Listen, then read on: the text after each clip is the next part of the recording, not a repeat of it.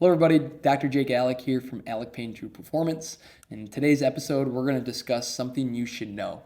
How this series started is I take a handful of topics that many people, patients, athletes have asked me in the past, and just, can you explain this for me, or can you give me the understanding of this a little bit better? So what we're going to do is just film this and put it into a 10 minutes or less episode so you can get all of the understanding of whatever the topic is in a quick and fast way. So today are all things fruit. So in regards to fruit, a lot of people, depending on which neighbor you have or which grocery store you go to or which social media feed you're on, they may be scaring you about fruit, or they may be pro fruit or telling you should eat more of it. So the first topic that we're going to discuss is, when it comes into fruit, what dictates how much I should be having? Should I be having a lot of it? Should I be having a normal amount? Should I be having none of it? So we'll discuss that aspect. Two, when it comes into your goal, does your fruit intake kind of set with whatever your goal is? And we'll discuss if you're someone who's an athlete and you really need a lot of performance based out of your body, if you're a mom or dad just trying to get through your busy work life schedule, or if you're a grade school or a high school student and you're wanting to just be a little bit healthier. And then lastly, what does a normal day look like depending on your goal and how much fruit that you should be consuming? So let's start with what dictates how much fruit you should be consuming. Fruit, remember, is a carbohydrate. So carbohydrates are our energy system in our body, or they give us energy as a human. So when we have somebody that's really taxing themselves on a daily basis. So an example right now is I am running for a marathon. So right now, when I'm running for a marathon, I'm very active when it comes into my weekly training life, because I'm training for something that's a little absurd, right? Running 26.2 miles. So right now, I'm taxing my body a lot with all these runs that I'm doing. So naturally, I need to have a little bit more energy foods in my diet. And these energy foods are carbohydrates. So an example that's a little bit extreme, like myself being a marathoner, versus the other extreme where if we're someone that may not move much throughout the day, or we may, just prioritize walks as our exercise, and that's really it, or we're just kind of doing our task around the house as our main form of movement. Well, that's someone that may not need much carbohydrates at all, because their body isn't really being worked very hard in order to need more food or more energy-based foods in their diet. So if that's that extreme, and my marathon example is another extreme, what's the one in the middle? And the one in the middle is, if you're someone that's a little active, maybe you go to the gym a handful of days out of the week, or you do a group-based fitness class, a couple days out of the week as well, or you may just hop on the trail and run a little bit a couple days throughout the week. That's perfect, and you may not need to really prioritize carbohydrates or really have to think twice about it, but I can promise you that you're probably someone that would feel a little bit better if we did get good sources of carbohydrates in your diet.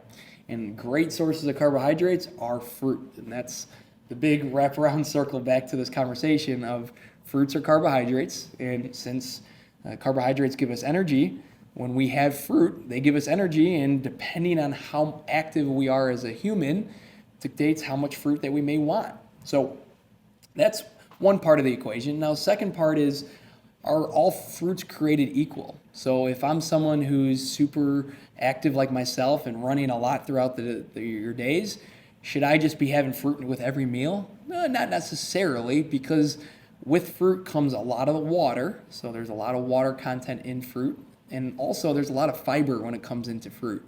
So if you're someone that is super, super busy, super active, and you consume a lot of carbohydrates throughout the day to recover and replenish from your workouts, may not be the best idea to have nothing but raspberries and blackberries as your carbohydrate source, because you may be going to the bathroom a little bit more often than you'll want because of all that fiber intake.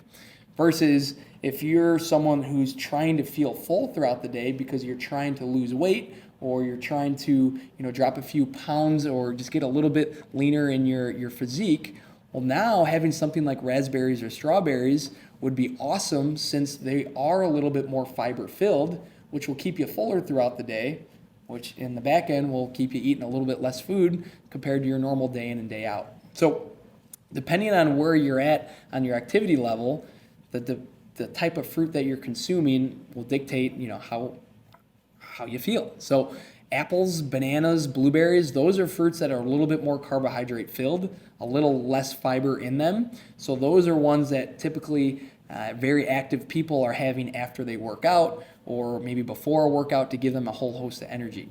On the flip side, something like raspberries, blackberries, strawberries, watermelon, those are more water-filled, fiber-filled foods that people who are trying to lose weight or trying to feel full throughout their day are having on their plate. So then now they're eating less when it comes into the whole day's plan. So depending on your goal, depending on how active you are, dictates how much fruit that we should be having, but also what types of fruit you should be having.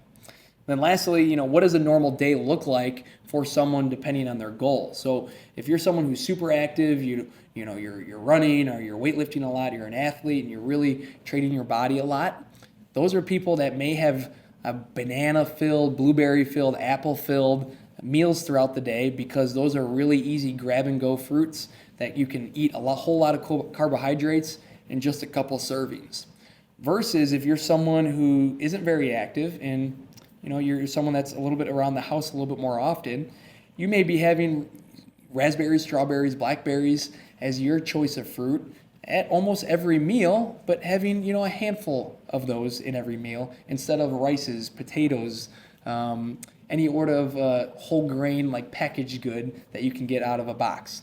So now when you're having a little bit more fiber-filled, water-filled fruits like those berries instead of those packaged goods, you're going to feel way more full and you're going to get way more nutrients in your diet compared to those other options. But also, if we're super active, we don't want to be relying on those berry-filled fruits as our only source of energy because, again, you're going to be going to the bathroom a little bit more often because of the amount of water and fiber that are also paired with that. And they won't give you the amount of carbohydrate you need at the end of the day since you're training your body so much. So let's wrap all of this up into our 3 points. One, how much fruit should you be having? Well, it's all dependent on how active you are. If you're really active, then you could have a little bit more fruit throughout your day because you're burning a lot of energy and you need those carbohydrates. If you're someone who's a little bit more stationary and you don't necessarily move much and you're on that more sedentary side of things, then you could still have fruit in every one of your meals, but let's make sure that they're part of that berry family because they're going to have a little bit more of that fiber and water composition paired with them. And then second, when it comes into your goal, if I'm someone who wants to be losing weight, you could totally be having fruit still, even though that most things in social media says if you're trying to lose weight, never eat fruit. That's not the case. You'll feel full, you'll get a lot of good nutrients when you use them, and you can have them almost at every meal. Just make sure they're in that berry family that we talked about. And then if I'm an athlete and I'm someone that needs a lot of carbohydrates throughout my day, I really shouldn't focus on fruits as my only source of carbohydrates. I should be eating those potatoes, rices, and other filled foods to give us the energy, paired with some fruits on top of that, maybe like bananas, apples, blueberries, and some grapes, because they'll give us that extra energy in order to recover from those workouts. So hope this clears up some understanding in regards to fruit and are you overeating them? Most people are not, so don't worry about that. But when it comes into how much fruit we should be having, it all pairs on which fruits we are having. So if we're having those berry-filled fruits, you really can't have enough of those. When it comes into those more sugar-filled fruits, bananas, grapes, and blueberries and apples, yeah, you may want to make sure that you're not overeating those, but gosh, it's really hard at 9 o'clock at night to be grabbing 5 or 6 apples and be like, oh my gosh, I'm craving apples or I'm craving bananas. Like, it just typically does not happen. But if we stay up with our energy sources throughout the whole day and don't just wait to have all of our food at one time at nighttime, you can pretty much manage those cravings pretty good if you have a well-balanced fruit intake in throughout your whole day. As always, reach out if you have any questions in regards to the topic, but hope this clears some understanding, and let me know if you have any other topics that you want me to discuss in regards to future episodes of You Should Know. All right, Dr. Jake Aleck from Aleck Performance. Have a great day, and I hope you have a great rest of your week.